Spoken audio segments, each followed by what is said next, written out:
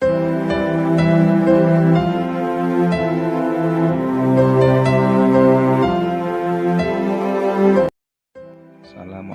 warahmatullahi wabarakatuh. Bagaimana kabar anak-anak hari ini? Sehat? Sehat. Alhamdulillah. Mari kita mulai pada pertemuan yang kedua ini dengan bacaan Bismillahirrahmanirrahim. Mudah-mudahan dalam belajar nanti kita diberikan kelancaran dan kemudahan dalam memahami materi kita. Kita melanjutkan materi yang kedua ini, yaitu dari bab 1 kemarin tentang beriman kepada qada dan qadar. Tapi sebelumnya saya jelaskan dulu tujuan pembelajaran kita. Tujuan pembelajaran yang pertama adalah mengetahui macam-macam takdir. Yang kedua, mengetahui hikmah beriman kepada takdir Allah. Jadi setelah belajar nanti kalian mengetahui itu macam-macam takdir dan mengetahui hikmah beriman kepada takdir. Untuk itu anak-anak dipersiapkan, kalian siapkan, dengarkan, disimak, nanti biar dipahami dengan mudah. Berikutnya, macam-macam takdir. Takdir Allah ada dua macam. Yang pertama ada takdir mubrom, yaitu ketentuan Allah Subhanahu wa Ta'ala yang mesti terjadi dan tidak bisa diubah, seperti kenyataan bahwa matahari hanya ada pada siang hari, sedangkan bulan dan bintang hanya ada pada malam hari. Ini termasuk takdir mubrom.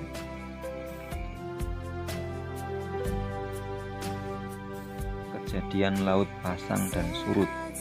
Yang berikutnya, kematian setiap makhluk, kelahiran bayi berjenis kelamin laki-laki dan perempuan, kejadian seseorang terlahir di dunia ini.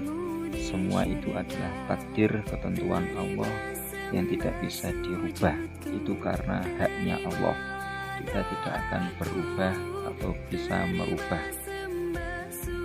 Disebut dengan takdir mubrom. Sesuai dengan firman Allah dalam surat An-Nisa ayat 78, Ainama takunu yudrikumul mautu walau kuntum fi burujin musyayyad. Walaupun kamu berada dalam benteng tinggi lagi kokoh, kamu tidak akan bisa menghindar.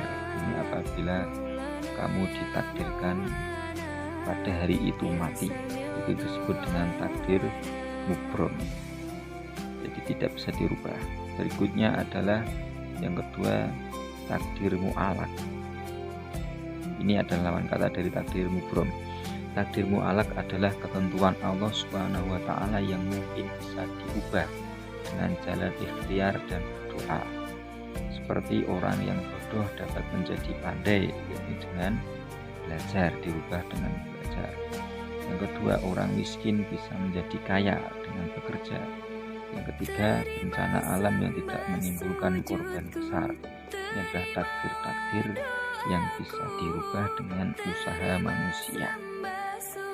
Hal ini sesuai dengan firman Allah Al-Quran surat Ar-Ra'd ayat 11. Innallaha la yughayyiru ma biqaumin hatta yughayyiru ma bi anfusihim. Sehingga mereka mengubah keadaan yang ada pada diri mereka sendiri. Ini adalah sabdanya Allah, jika kalian bisa merubah dengan ketentuan-ketentuan takdirmu mu'alaq.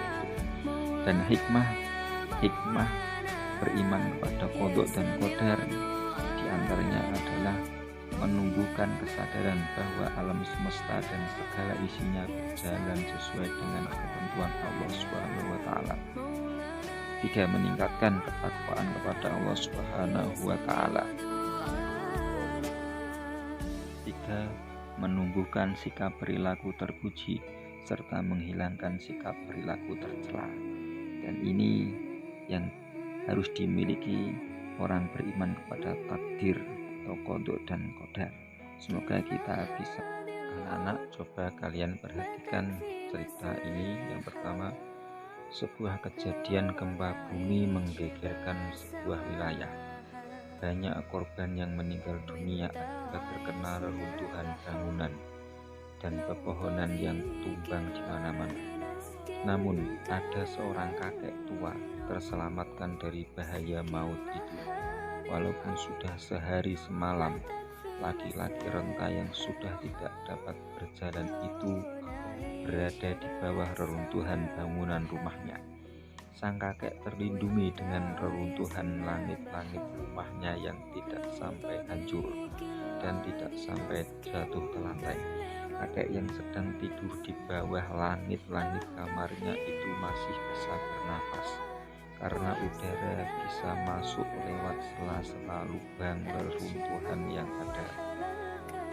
Ini adalah takdir kakek yang belum saatnya menghadap kepada Allah, belum saatnya mati. Sementara yang lebih muda, yang sehat dan bisa lari, yang bisa berlari kemana saja, yang meninggal dunia.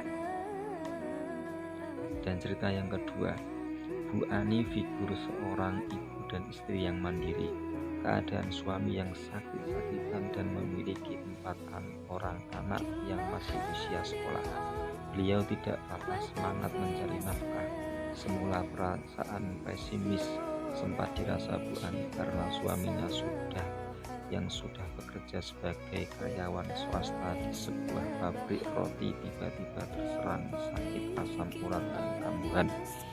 Jika penyakit suaminya sedang kambuh, tidak dapat bekerja dan otomatis tidak punya upah. Bahkan Bu Ani mencarikan uang untuk berobat suaminya. Bu Ani tidak patah semangat. Bu Ani membuka catering dan dibantu oleh anak-anaknya sendiri. Usaha catering yang tidak besar itu lambat laun menjadi besar dan sudah memiliki beberapa karyawan. Kini anak-anak Bu Ani besar-besar dan bahkan sudah ada yang bekerja. Doa pun selalu dipanjatkan kepada Allah Subhanahu wa Ta'ala agar diberi kelancaran dalam usaha dan suaminya disembuhkan. Akhirnya suami sembuh dan dapat membantu usaha Bu Ani. Kini cateringnya cukup terkenal di kotanya. Coba kalian perhatikan dari 2 cerita itu, dan nanti kamu bisa menjawab evaluasi dari materi yang kami sampaikan. Nanti kamu baca materi itu dan kamu pahami, nanti evaluasi ini dijawab beserta soalnya, lalu kamu kirim atau japri ke nomor saya. Dan itu tugas yang mudah, dan semoga dalam pertemuan ini diberikan kemudahan dan pemahaman. Sekian dari saya, terima kasih, semoga bermanfaat. Wassalamualaikum warahmatullahi wabarakatuh.